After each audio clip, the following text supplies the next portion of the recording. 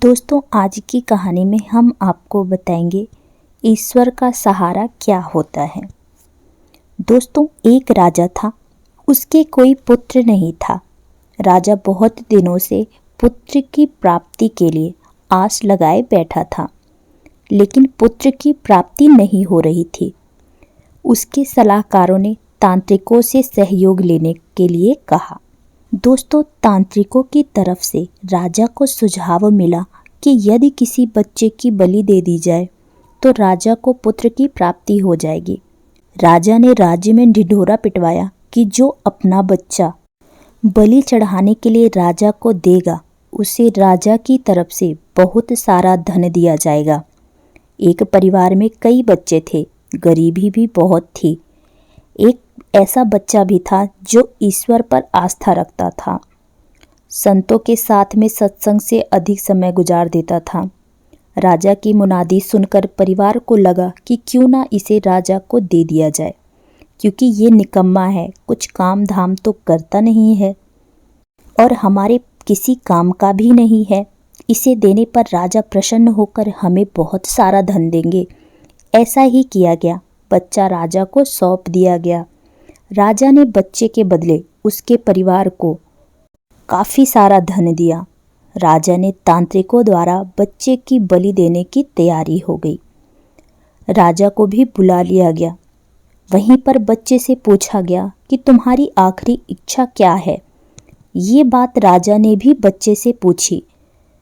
तब बच्चे ने कहा, मेरे लिए रेत मंगवा दीजिए। राजा ने कहा, बच्चे की इच्छा पूरी की जाए।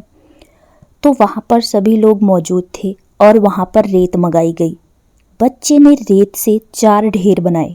एक एक ढेर करके बच्चे ने 3 रेत के ढेरों को तोड़ दिया और चौथे के सामने हाथ जोड़कर बैठ गया और उसने राजा से कहा कि अब जो करना है आप लोग करें। यह सब देखकर तांत्रिक डर गए और उन्होंने बच्चे से पूछा कि पहले तुम ये बताओ कि ये तुमने क्या किया है। राजा ने भी यही बात बच्चे से पूछी।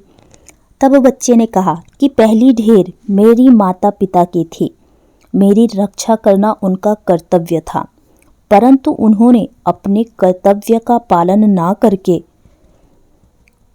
पैसे के लिए मुझे बेच दिया, इसलिए मैंने ये ढेरी तोड़ दी। दूसरी ढेरी मेरे सगे संबंधियों की थी, परंतु उन्होंने भी मेरे माता पिता को नहीं समझाया, इसीलिए मैंने दूसरी ढेरी भी तोड़ दी। और तीसरी ढेरी हे राजन आपकी थी।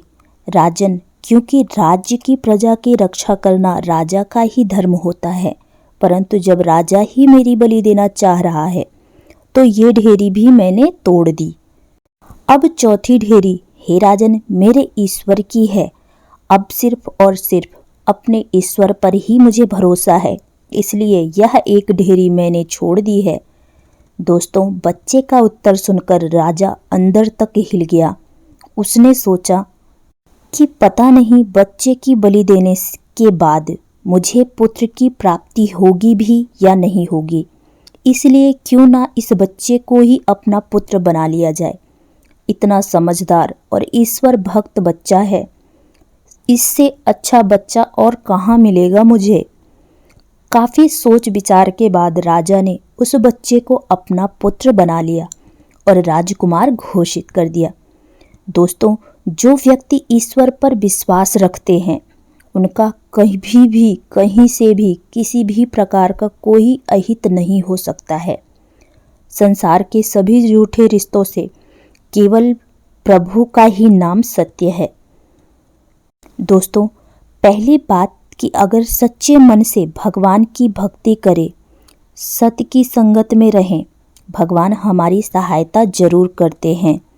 और वहीं पर दूसरी बात, भगवान जो करते हैं अच्छे के लिए ही करते हैं। वह बच्चा भगवान की भक्ति करता था, सत्संग करता था, तो उसे राजकुमार बना दिया और राजा को पुत्र की आवश्यकता तो थी ही, तो भगवान ने उसे पुत्र भी दे दिया।